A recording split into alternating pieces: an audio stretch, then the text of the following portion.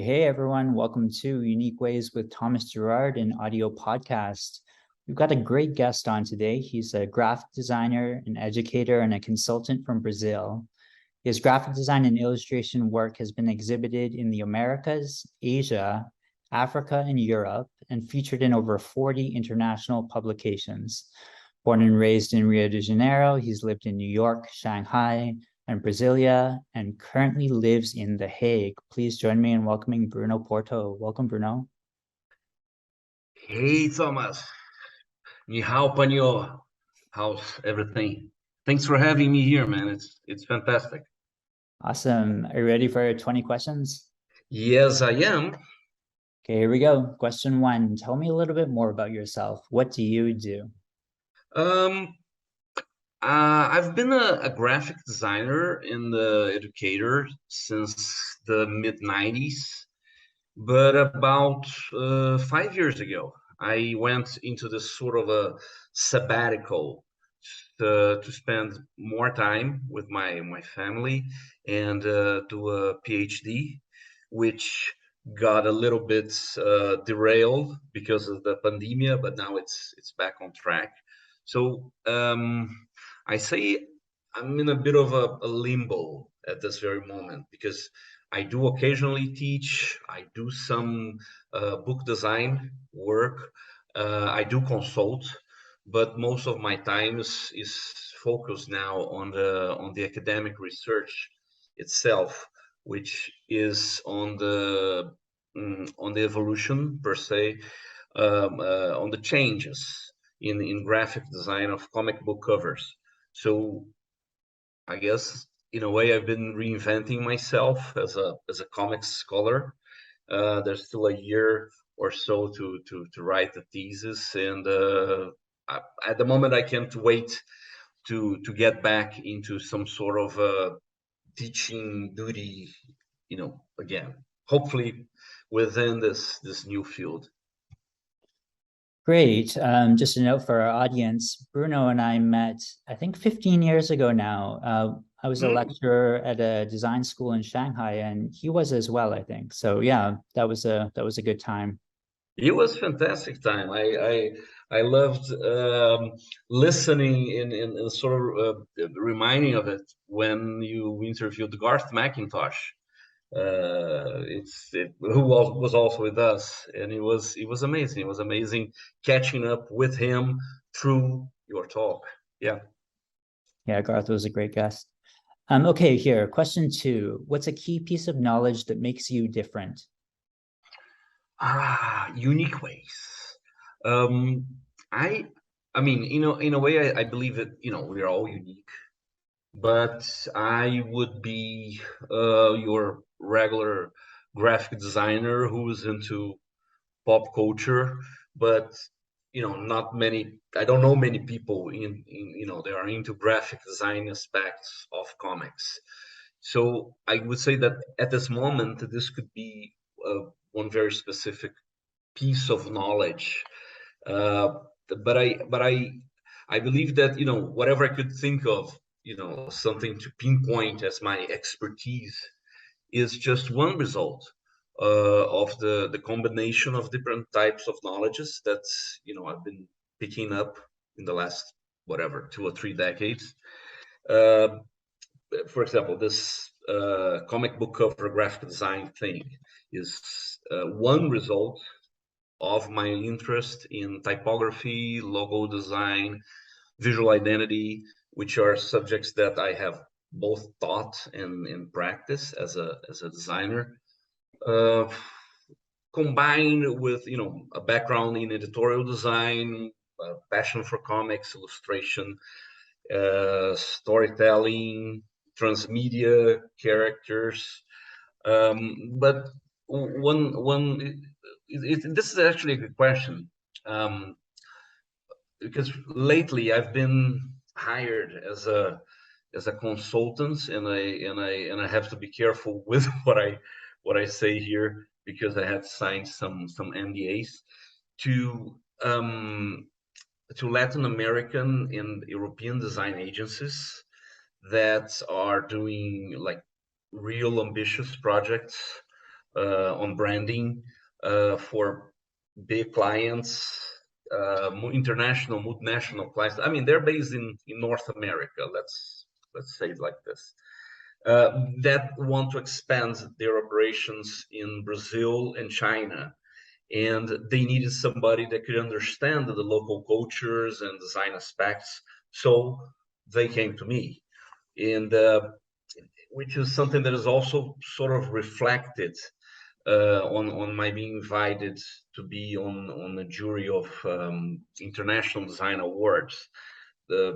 Which is the fact that I have lived and worked in Asia, Europe, the US, uh, which is also one of the, it's one of the reasons, is one of the things that I bring to the table.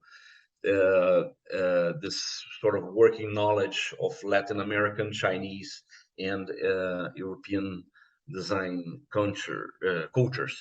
Sorry. This brings me back. I'm reminded to a time where we were both in the faculty room 15 years ago in Shanghai, and we had just hired this new young educator, and she was very vocal about how you were the graphic designer in Brazil already then. I remember that very clearly. That would be Sarah Stutz. Yeah, that's right. She became I mean, she's actually, I mean, we're still in touch. She's in São Paulo. She's doing great work in one of the major branding agencies there. Yeah, but she was too kind. Okay, question 3. Why this of all things? Why do you do what you do? This interest of mine, academically speaking, into comics, or the graphic design aspect of comics, is pretty much because what drove me to graphic design, were comics. Because I like storytelling, but not the cheesy industry definition of what storytelling is, which is like when you try to seduce, to entice consumers by engaging them in a emotional tale about the brand. What I like is like storytelling in terms of communicating something that could be from the type of restaurant this is, or how can how a logo can summarize and describe the personality of a brand, or safety instructions on airplanes, which I do collect. I shouldn't, but I take them. And in a way, I think that's why I like book covers and posters, because they're able to tell a story within an image, because it doesn't have to be a full story.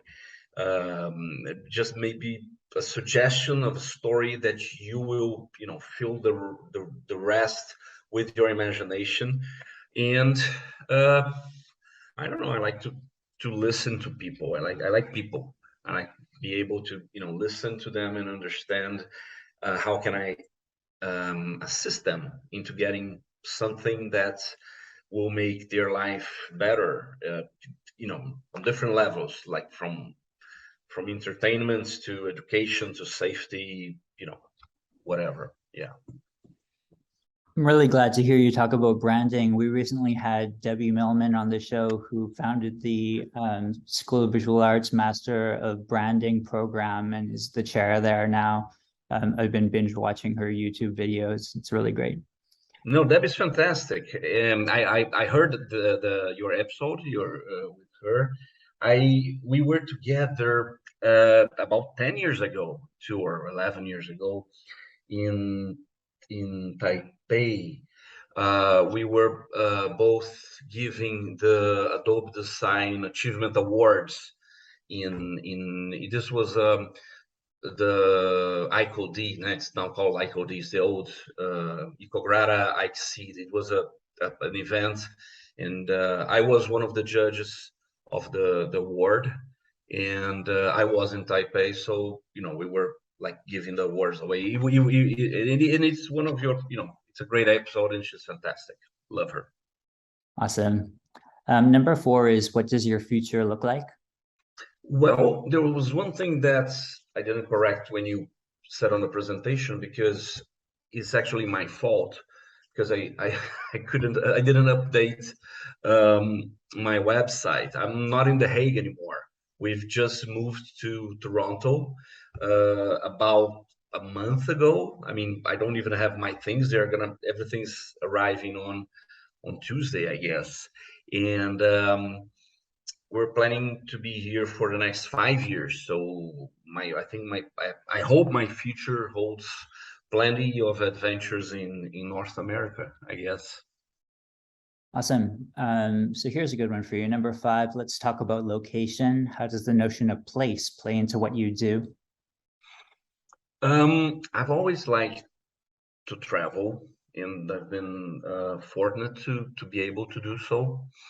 I mean, Brazil is already a huge and diverse country. So I was exposed to a lot of different local cultures without even leaving the country.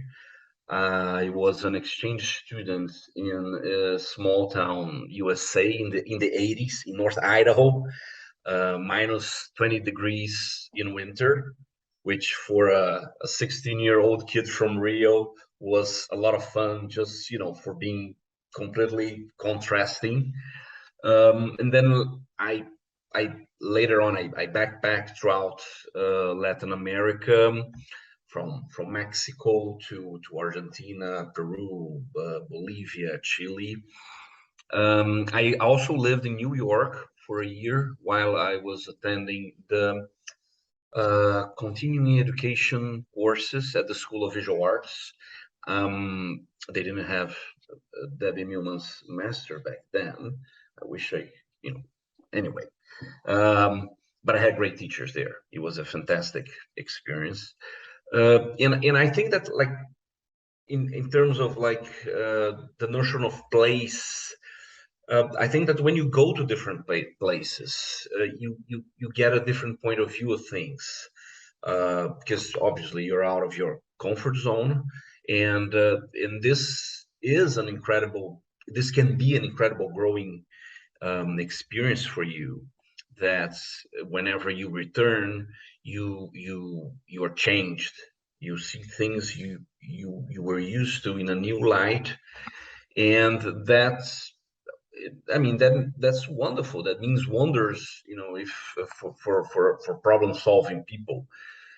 But I think, properly answering your question, I've lived in different places, and each of them meant a different role for me. A different role I could play there, or I would play there, because I was born and raised in Rio de Janeiro, Brazil, where my early adult life, I would say, revolved around graphic design industry, which was what I was trained in college, and where for 10 years I worked out of my studio while I was part-time teaching at the same college I graduated from. And I got involved with the national graphic design industry, not only Rio one, but the national, the Brazilian graphic design industry, through the Brazilian Graphic Designers Association. And I've been a curator for a couple of editions of the Brazilian Graphic Design Biennale. And then I moved to Shanghai, where I lived for 6 years, where we met. And then I became a full-time visual communication teacher, while was still doing a bit of graphic design work on the side, and doing exhibitions, publications.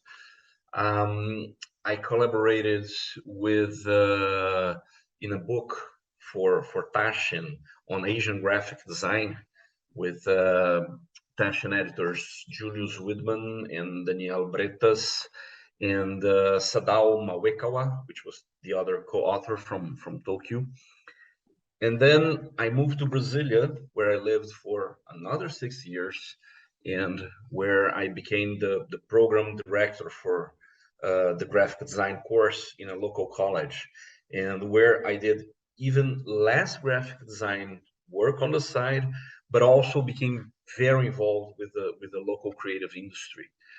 And then I moved to The Hague in the Netherlands, where we spent the last 5 years, which was like time for the family, the PhD, the tiny bit of teaching and designing, some consulting before coming here to Canada a few weeks ago.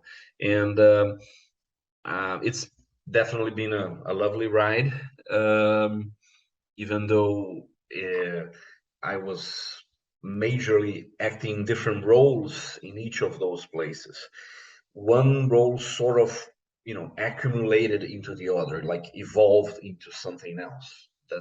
That's what I think different places mean to me. They make me change, and I get things, yeah. Awesome. That's a great answer. Number 6, if you had to start from the beginning, what advice would you give your former younger self? Don't give up so easily on things like learning how to ride a bike, young Bruno, because you may end up living in China, the Netherlands, where people mostly bike. Um, uh, I mean, I'm at the moment, I'm in this bit of a professional crossroads, which is I got lots of international experience as both design and educator, but at the same time, I'm not interested in dealing with corporate design or brands in either of these capacities. So, in a way, it is a new start, right? Especially being a new country, but I cannot say it's from the scratch because you always carry with you, the knowledge and the network and the whatever table manners you acquired in previous lives. But if I could go back in time, what I think I would truly work on being a better person. Uh, in a way, I mean, being a better privileged white cisgendered man, which doesn't mean that I've been, a crook, a horrible person my entire life. But definitely, I see now that there were times that I should have at least, I don't know, spoken out or be more supportive of those that were less privileged. And yeah, I mean, I turned 50 last year, and I think for the last decade, I've been realizing I could have been better many times. And now that I know better, I'm trying to be. We recently had John Maeda on, and in one of his talks, he talks about the 4 kind of quadrants of life, and it sounds like you just entered the 3rd quadrant. And I identified a lot with lots of things that he said on the talk. You sent me the link for his episode, so it was the first that I heard. I was like, oh, I feel that. Oh, I feel you, John. Yeah. that's funny. Number 7, what's a day in your life like? It's chaotic. No, not chaotic. I mean, it starts it starts easily. I wake up, I stretch a little bit. My wife and I send our son to school. Then I have breakfast with her, and then she leaves for her sort of 9 to 5 job. And then I start struggling with procrastination while I'm trying to write my thesis for several hours. And then during the day, everything goes. I mean, um, as I am the official stay-at-home parent, I do some grocery shopping. I get my son ready for karate, for his dancing theater class. uh, and there are days or evenings that I may be like in the Zoom meetings or giving occasional talks or participating in seminars or meetings, consulting meetings, and this can be any time of the day because I've been dealing with an incredible amount of time zones. Yeah, and mm, yesterday, for example, I had to stop everything in the middle of the day because I was doing the typesetting for the cover of a science sci-fi graphic novel for a cartoonist friend of mine, and she needed that because she was so. I said, okay, I'll stop everything, and I'll do that. And yeah, and every 2 weeks I participate in a comics podcast, which is in Portuguese, and it's named Lasercast. Hey guys, Lasercast. I said it. They're going to be happy that I mentioned it. So. Awesome. Number 8 is lifelong learning is a popular topic these days. How do you stay up to date? Um, I think that when you work as a teacher, your students keep you on your toes. You know, they keep you honest because you have to be aware of both the traditional and the upcoming challenges in whatever trade you're teaching them, and they actually end up teaching you a lot. I mean, it was such a joy to hear you and Garth talking about the Raffles days. You know how humbling the experience of teaching students with such a different culture, and I, you know, again, I felt you guys. Um, I think I found out that I don't exactly need to know how to do everything. I think I'm past that, but I need to know what can be done and who can do it. And I've also been very fortunate to know people who are smarter than myself and very generous, and it all works sort of organically. You know, I keep in touch, I talk to them, they sometimes reach out and show me something. So it's, you know, you have to make an effort. Like, I like to attend conferences and seminars, and getting, you know, stay in touch with my friends and see what they're doing, and they would eventually, oh, look at this guy, or look at one some of the things I'm involved with, for example, being on the jury for the IF Design Awards, which I've done a few times now. Um, when you're there, you see new trends. You find out who's been doing what's being done, what's new. You meet people, you create connections, and I think that, like, being involved is a is key to that. As I mentioned, I bringing, for example, Sarah Stood said, "Oh, Bruno is this very well known graphic designer in Brazil." I was involved with the Brazilian Graphic Designers Association, so I mean, I I love professional associations. I'm already looking here into the Registered Graphic Designers Association here in Canada.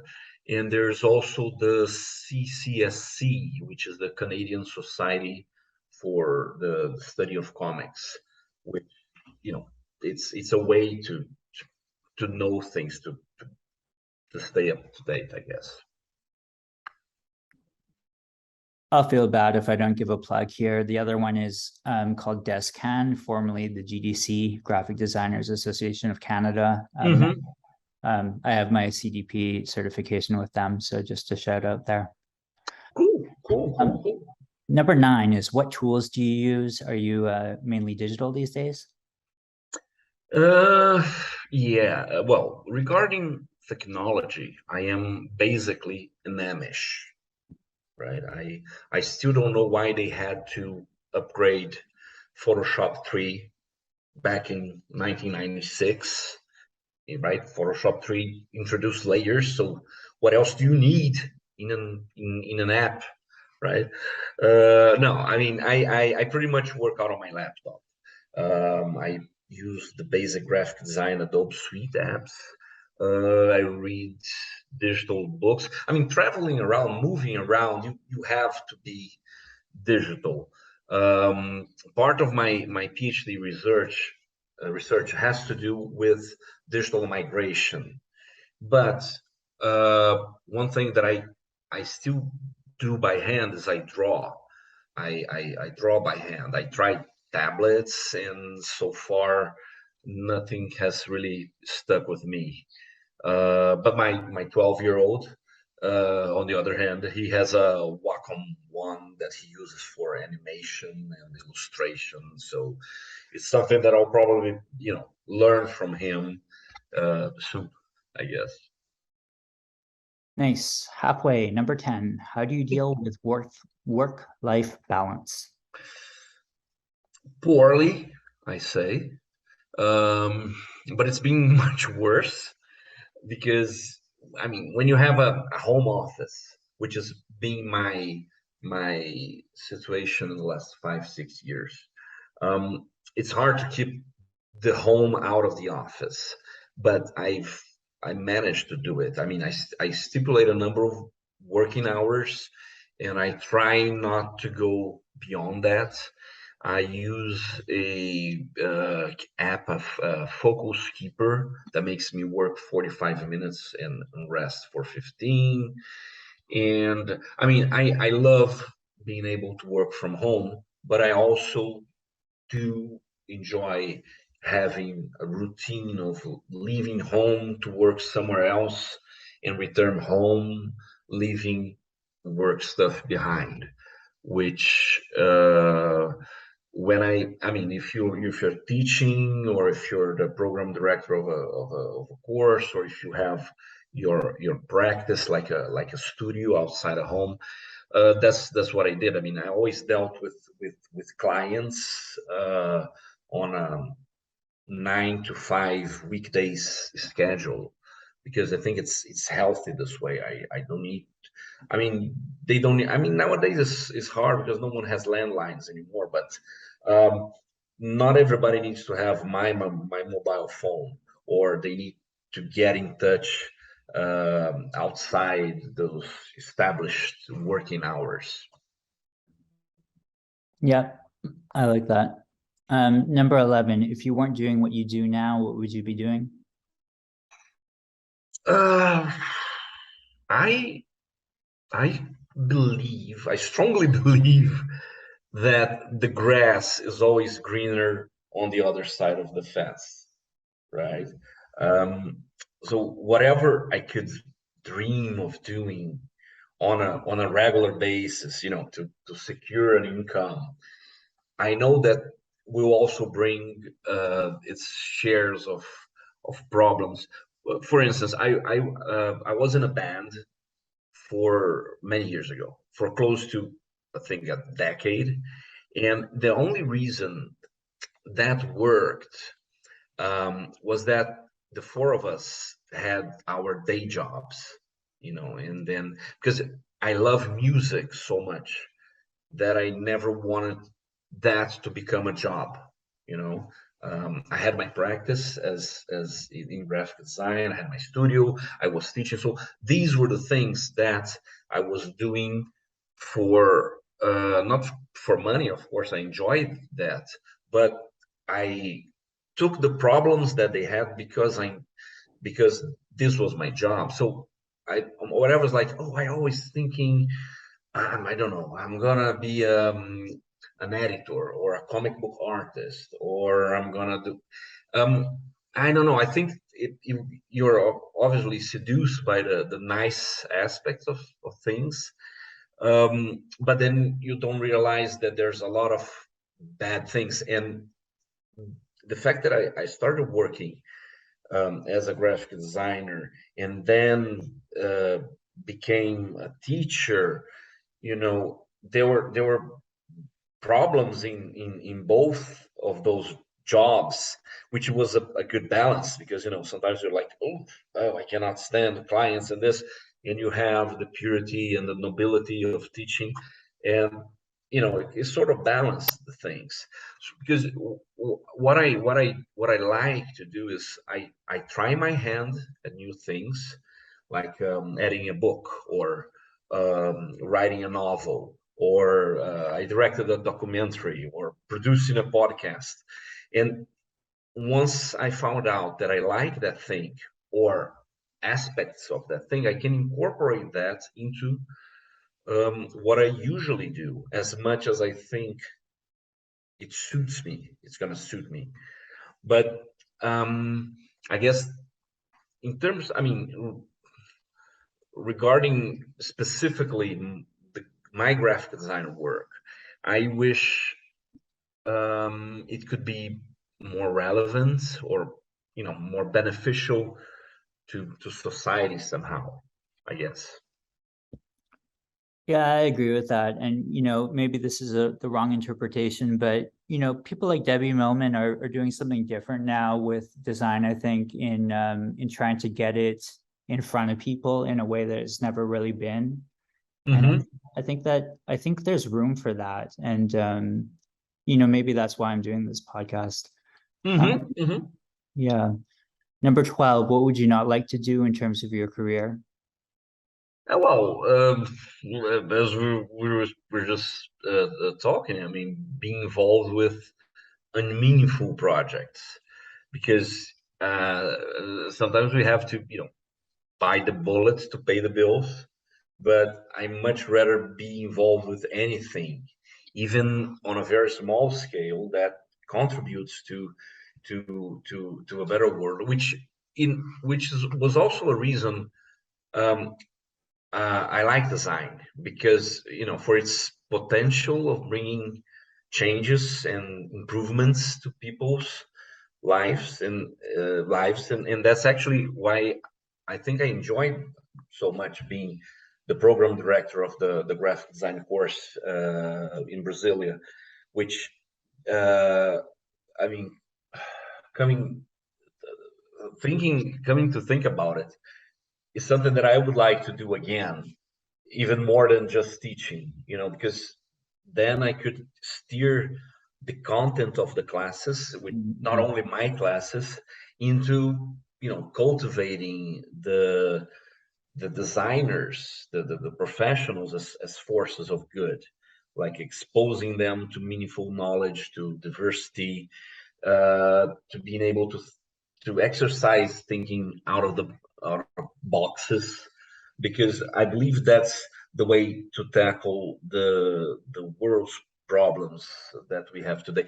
For instance, one of the classes I ended up teaching at Raffles in degree was graphic design and sustainability, which for China, for the context of China, it's Mhm. really important.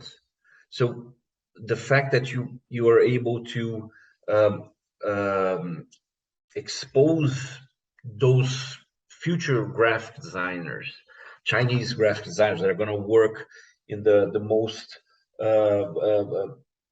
the strongest industry of everything in the world, that you have to think of sustainability, you have to think of materials, you have to think of other solutions that are gonna be better for the world. I mean, even if you and this is something that I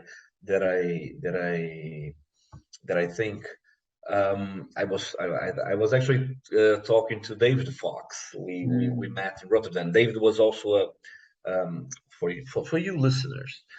David was also a teacher with us in Shanghai, and we were teaching graphic design and sustainability for.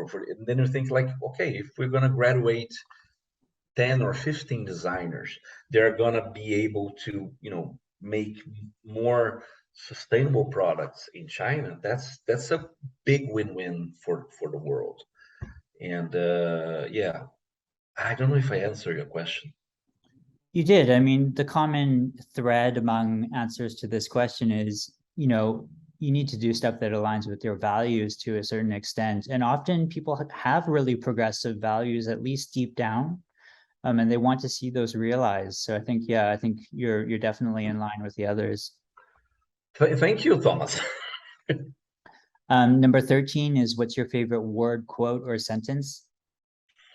I was going to go with a lyric from a James Taylor song, which is never give up, never slow down, never grow old, never ever die young, because it's such a wise motto of life. But I'm gonna go with something that a former teacher, a mentor of mine said. I had this like great hard ass typography teacher in college, and later on we became colleagues as I started to teach there, and he was very supportive of me and all. And one day, this was while I was still living in Rio. We went out to dinner after a class, and he told me he was thinking of retiring, and he said that he wanted to open a restaurant which would also sell aquariums and terrariums and vivariums. You know what those things are, right? The big glass boxes Mhm. for, yeah, lizards or fish, and that he loved to build. It was like his hobby, and he wanted to, you know, sell them. And I was shocked because I never thought of the possibility of work not related to graphic design, Mhm. either as a professional or as a teacher. And he said to me, he said, Bruninho, had that big, deep voice. I'm not gonna do it. Design has given me everything I have in life, for good or for bad. It has given me lots of money, has given me enemies in the last whatever 40 something years. But we only have one life. But that doesn't mean we can only live one life. So that's the sentence um, that just struck a chord. And a couple weeks later, I was approached with a job in Shanghai, and I took it. And I think ever since that, I've sort of been living different lives each time I move around, and it's just been the richest of the experiences. Nice, I like it. 14, do you have a least favorite word, quote, or sentence? Um, I wrote it down. You can never go back home, and it's my least favorite, not because I don't agree with it, but because it's true. I left Rio over 15 years ago, and while it is still a great city, a big part of my family lives there. Whenever I visit, it's not the same, and mostly because I've also changed, right? Um, just say, like, for example, the two of us, we could never go back to that Shanghai we experienced in 2007, right? I mean, Mhm. and the same thing applies to people, unfortunately. Mhm. Um, someone you met a long time ago, and then when you meet again, it might be different, right? I mean, that's why I think it's great that when you have that friend that you haven't seen or spoken for years, and when you meet again, you pick up just where you had left. That's exactly what happened with Garth. In fact, Hmm. I think we were closer this time, which is funny. Yeah, I mean, Um, you guys had matured. I'm so proud of you too. uh, 15, if you had to pick one word to describe yourself, what would you choose? um, I would like to say something uh, substantial, like curious, because curiosity is the main characteristic a designer should have and develop. Because usually whenever you're giving a talk or something, say, "Oh, I have advice." I said, "Oh, be curious," or whatever. But yesterday morning, I made the often dangerous choice of asking my wife at breakfast what word she would pick to describe me. Yeah, and she said that I am like solar. I'm like the sun, right? And then I said, because no, because you shine light on people, you illuminate them with happiness, with your happiness and knowledge. But she also thinks that I think that everything revolves around me. So yeah, yeah. I don't know. I'll go with interested. How do you describe it? Interested? Yeah. But she's probably right. She is. She's always right. 16, what keeps you up at night? Nowadays, not much. I mean, I used to be mostly like unresolved work issues or sometimes personal problems. Uh, but I mean, crises are different. But I guess I sort of evolved into doing the best I can to work things out and uh, I mean, unless it's like a crisis or some illness. I mean, everybody has had a couple of rough years, but I would say uh, um, early appointments, like Mm, going to the airport early in the morning. mm, The fear of missing the flight. For example, this morning, I had an appointment at 9 o'clock, which is not early, but it was like in the morning at on Ontario service to exchange my Brazilian driver's license for a Canadian one, and I was like, I cannot oversleep, I cannot do this. You're gonna be up anyway because we had to send Arthur to school. No, but so yeah. Do I have my passports? Do I have this? So yeah. nice. Final stretch here, number 17. What's a dream you're chasing? One thing that I've been wanting for so long, um, that I haven't been able to, is to set up an exhibition of my drawings of bookstores that I've been doing in the last, I don't know, 20 years. Um, I love bookstores or libraries too, but I mean, just the sheer fact that you have all those books gathered there, and uh, because books are such an icon for humanity and knowledge, and I feel good, really good being in a physical bookstore Mm, or a library, and then I sketch them and I photograph and draw bookstores that I find everywhere I go, like I got bookstores from Paris and Dubai and Shanghai and Rio.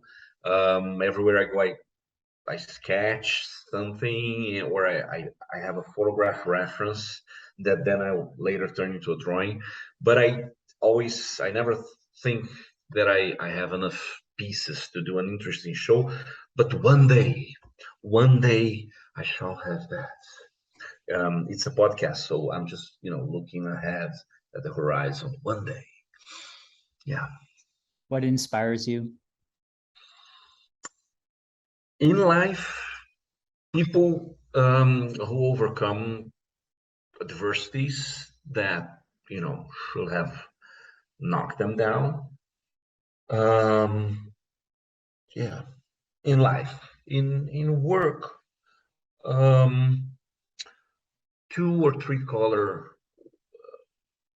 art, like not CMYK, like Darwin Cook's comics or risograph work or silkscreen work that you can, um, you can you can do with, just a few colors. I like that. I like, these back to base. I don't know. I think it if you have less, you can do very interesting things, even more than, full color or full exposure or full special effects.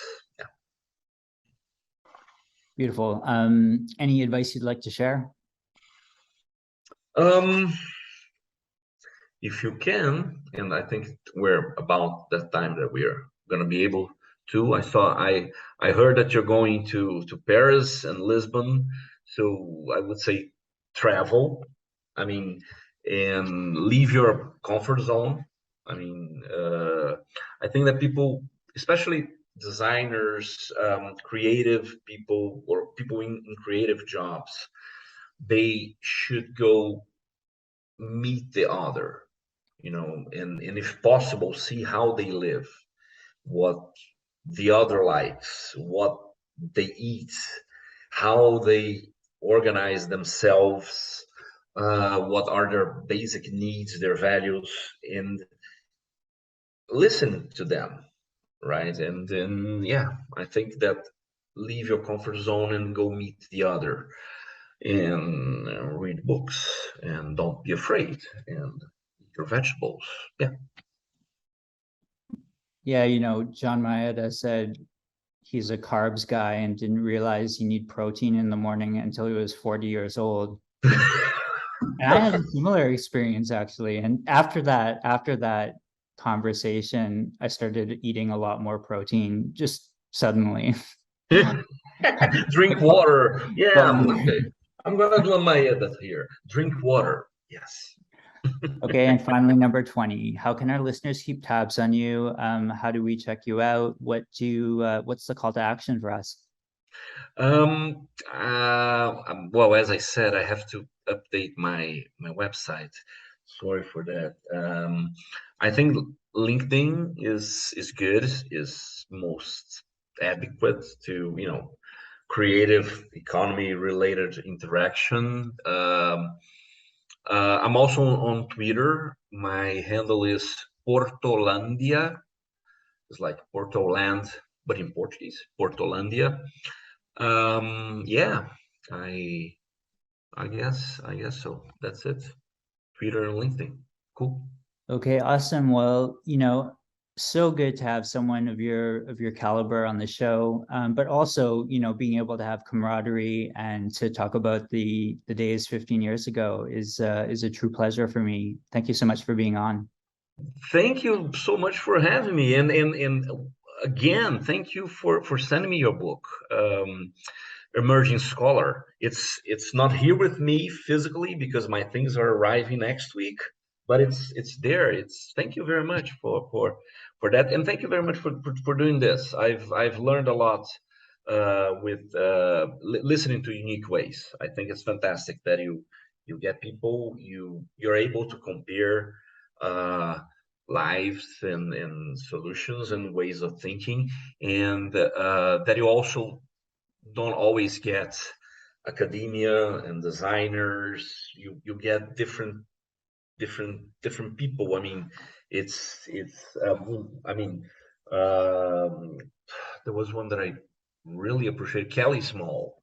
Mm. Listen to Kelly Small episode. It's very nice too. I mean, listen to everything that we said here, but yeah, this is advice number 6 after drinking water. Thanks, Thomas. Thank you so much, man. Thanks, Bruno. Thank you.